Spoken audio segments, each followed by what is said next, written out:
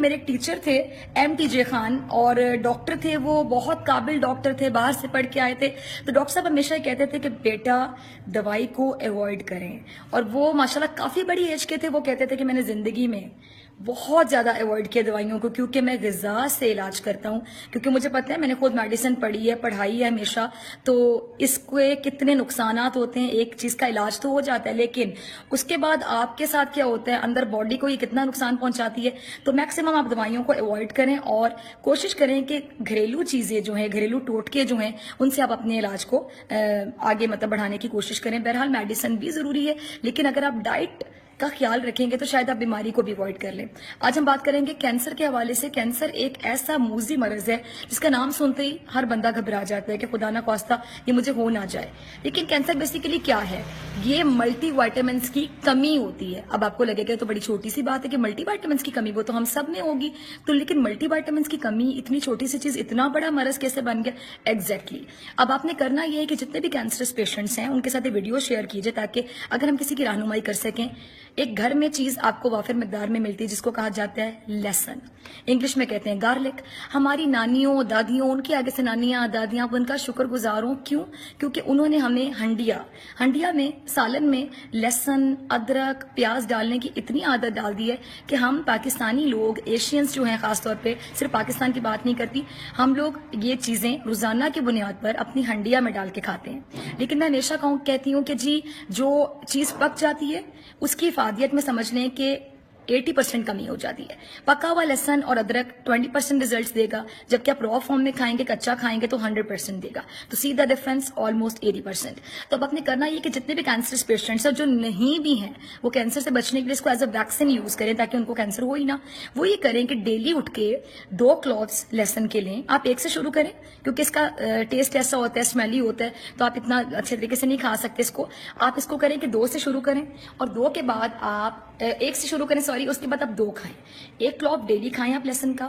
اور اس کا صرف یہ فائدہ نہیں ہوگا کہ یہ اینٹی کینسرس ہوتا ہے، بلکہ یہ آپ کو ہارٹ اٹیک سے بچائے گا، کیونکہ یہ آپ کے بلڈ پریشر کو بھی کنٹرول کرتا ہے. جو ہائپر ٹینسو پیشنٹس ہیں ان کا BP لو ہوتا ہے، کولیسٹرول اس سے لو تو نہیں میں کہوں گی، نارمل ہو جاتا ہے، یا اگر ہائی ہوتا ہے تو وہ تھوڑا کم ہونا شروع ہو جاتا ہے، اور ایک نارمل مینٹین کر لیتے ہیں آپ اس کو کولیسٹرول کو. جب آپ کا BP کنٹرول ہوگا، آپ کا کولیسٹرول کنٹرول ہوگا، تو آپ ہارٹ ڈیزیز یا ہارٹ اٹیک سے بھی بچ سکتے ہیں.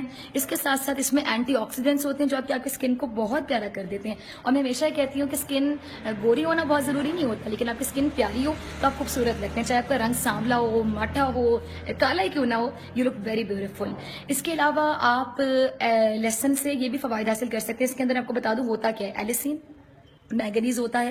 مینگنیز کے علاوہ اس میں وائٹامن B6 ہوتا ہے، وائٹامن C بھی ہوتا ہے، اس میں فائبر بھی ہوتا ہے. یہ تمام چیزیں بہت زیادہ افادیت رکھتی ہیں. اور جس طرح خواتین کی اگر ہم بات کریں، بہت سی خواتین کے بارے میں آپ کہتے ہیں جس نے 2 بچے پیدا کیے اور عورت بیچاری رہ گئی.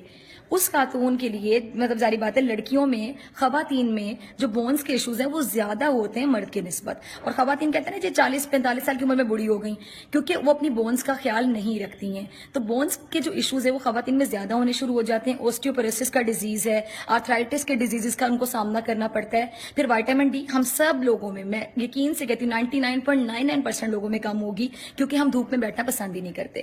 تو میں ان خواتین کے لیے بھی کہوں گی کہ لہسن ان کے لیے بھی بہت اچھا ہے کہ ان کے جو جتنے بھی بونز کے ایشوز ہیں وہ ختم ہونا شروع ہو جاتے ہیں لہسن کی وجہ سے، اگر وہ بھی کلووز کا استعمال کرنا شروع کرے. اس کے ساتھ ساتھ وائٹامن ڈی کے حوالے سے میں کہوں گی کہ آپ میں سے بہت سے لوگوں کو ڈپریشن ہوتا ہوگا، بیٹھے بیٹھے گھبراہٹ ہو رہی ہے، تو آپ ڈپریشن کے لیے کوئی اینٹی سائیکوٹک ڈرگ نہ لیں، کسی سائیکیٹرسٹ کے پاس نہ جائیں، اپنے دماغ کو خراب نہ کریں. دوائیاں آپ ان پہ ڈیپینڈنٹ ہو جاتے ہیں، نیند کے لیے گولیاں نہ کھائیں. آپ صرف ایک کریں کہ آپ سمپل، آپ دھوپ میں بیٹھیں 15 منٹ، آگے سردیاں آ رہی ہیں، گاجریں، مولیاں، شلجم، کیبج، یہ تمام چیزیں پلیٹ میں کاٹیں اور آرام سے نمک چڑھ کے کھائیں.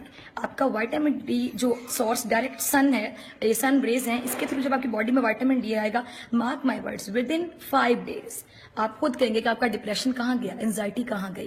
تو یہ سب کریں، اور کرنے کے بعد مجھے دعاؤں میں ضرور یاد رکھیے گا. بائے.